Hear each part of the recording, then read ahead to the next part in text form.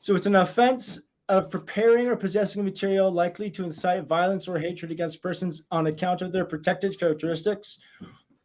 That, whatever that umbrella term means.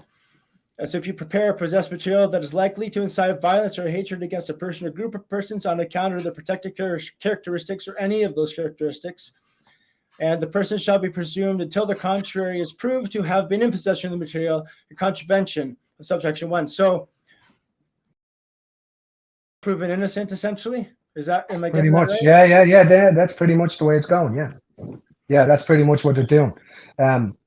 It's basically, if you disagree with the government, that's when they're going to pull you on it. You can be reported by somebody to say, oh, he said something bad about me that I'm offended by.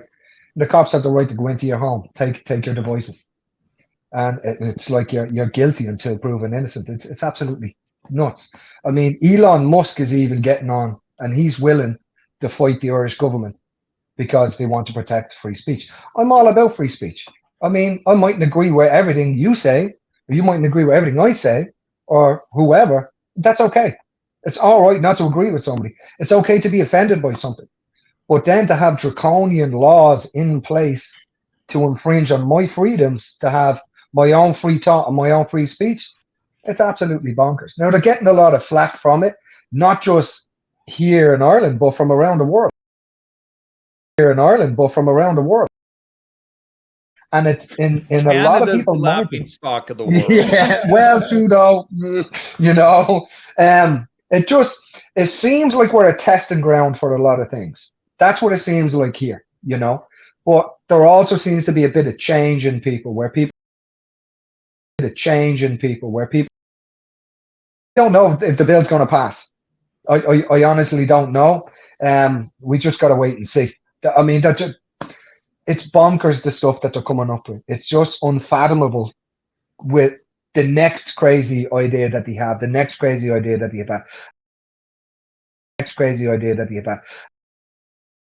We're going to do this, and good luck to you, and deal with it.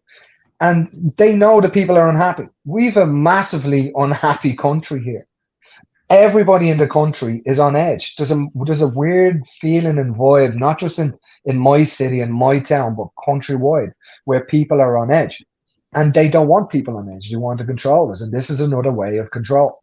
And if you don't agree with what they're doing, okay, that's hate speech. In you go. We're going to prosecute. What do you mean by people are on edge? Like, there's an atmosphere in the country where people feel hard done by. Okay. People feel people dying on the street. When you're looking at elderly people not able to heat their homes. Like last week, a lady died who had terminal cancer. Okay, she couldn't afford to heat her home. She went to bed with a hot water bottle every night. That woman died cold.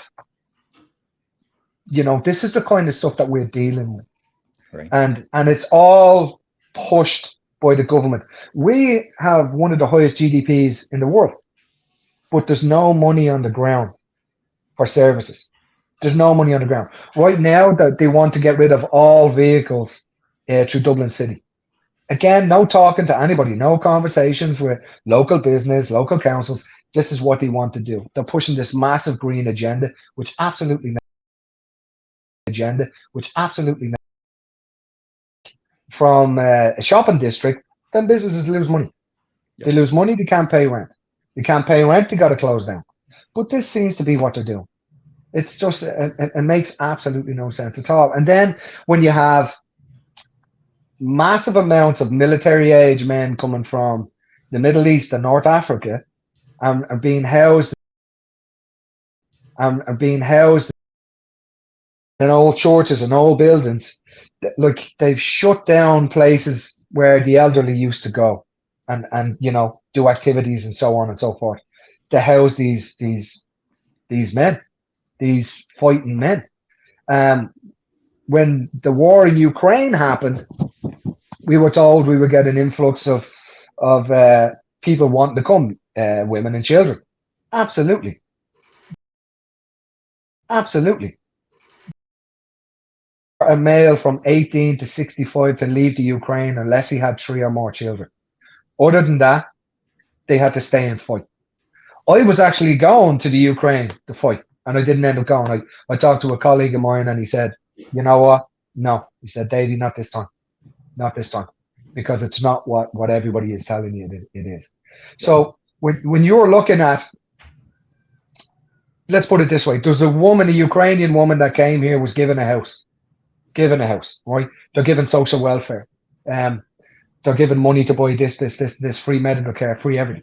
One of the women actually advertised her house to rent it out that she was given for free by the government. And she was making more money. Now, this woman was so foolish, she advertised it in the local paper and people found out about it. But this is what they're doing. Some of the people that are here, the migrants that we're supposed to be helping from war-torn countries, are flying back home for Christmas holidays. Some of them are driving around in Porsche Jeeps, where we had a woman who died a couple of days ago, couldn't afford to heat her home. Right. So that's what's driving us to be on edge, you know. Again, as an Irish nation, we've been known to help anybody, and we will. But I think people are right. They're just so angry and annoyed right now. They're like, enough is enough. Enough is enough. We've got tents that are lying in the streets. We've got families living in tents, not just for weeks, for the last couple of years. It's just, it makes no sense. So to me, it just seems like, you know what, we are second-class citizens in our own country, and we've had enough of it. They reckon there's 65 to 75% of the population in this country want to put an end to the immigrants coming in. They've had enough. Yeah. We've nowhere to go. Our medical services are stretched, or any service that we have to provide for our own people and everybody else. We can't cope with it anymore. We can't cope with it. People can't afford to heat their homes. People can't afford to put food in their belly. And yet, there's a group of 5 businessmen have made, I think it's over 100 million between them in the last year alone from housing the migrants. It makes absolutely no sense to me. Like, we had a load of Georgians coming over, and again, I've got friends from all over the world, and I'm very respectful of everybody's country and culture. But the president of Georgia came out and said, "We have no war in Georgia. Why are these people going to your country?" Yeah. Well, I don't know. Like, anything for a better life. If I could walk straight into Canada, which I'd love to go to Canada and make a life for me, I couldn't do that. If I wanted to go to the United States and do it, I couldn't do that. A couple of years ago, we couldn't go down to the shop unless we had a letter to say, I'm okay, I'm healthy enough to go to the shop. Right. Okay, now people don't need any documents to come. Right. Okay, now people don't need any documents to come into any country and to get housed, to get welfare, to get medical care.